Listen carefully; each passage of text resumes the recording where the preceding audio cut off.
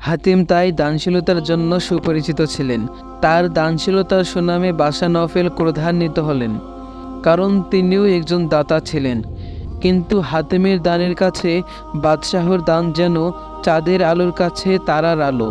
বাদশাহ শুধু এই কারণেই ক্রোধান্বিত হয়ে ফরমান জারি করলেন, যদি কেউ হাতিমকে ধরিয়ে দিতে পারে তাহলে তাকে পুরস্কার দেয়া হবে।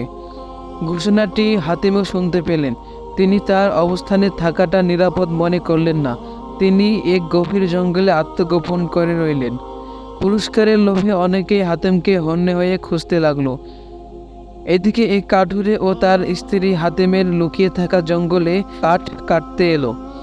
স্ত্রী বাদশাহর ঘোষণার কথা স্বামীকে শুনিয়ে বলল, আমরা যদি হাতিমকে পেতাম তাহলে তাকে বাদশাহর নিকট হাজির করলে আমাদের আর কাঠ কেটে খেতে হতো না। এই স্ত্রীর কথা শুনে স্বামী রাগান্বিত হয়ে বললেন, আমি এভাবে ধনী হতে চাই না।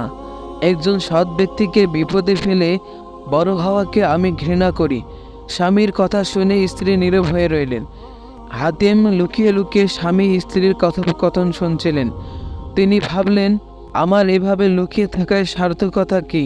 বরং আমি যদি কাঠুরিকে ধরা দিই তাহলে তারা আমাকে বাদশাহর নিকট উপস্থিত করে পুরস্কার পেয়ে উপকৃত হতে পারবে।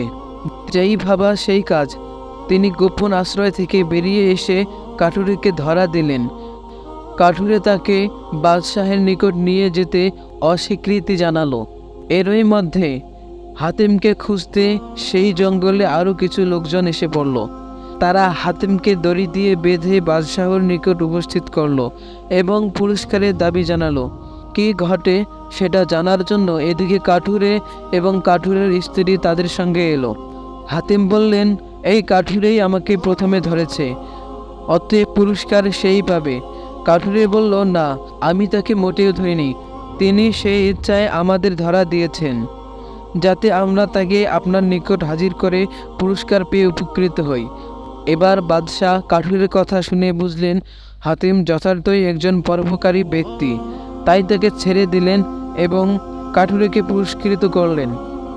প্রিয় ভাই বোনেরা, দানশীলতা অতি উত্তম একটি মানবিক গুণ।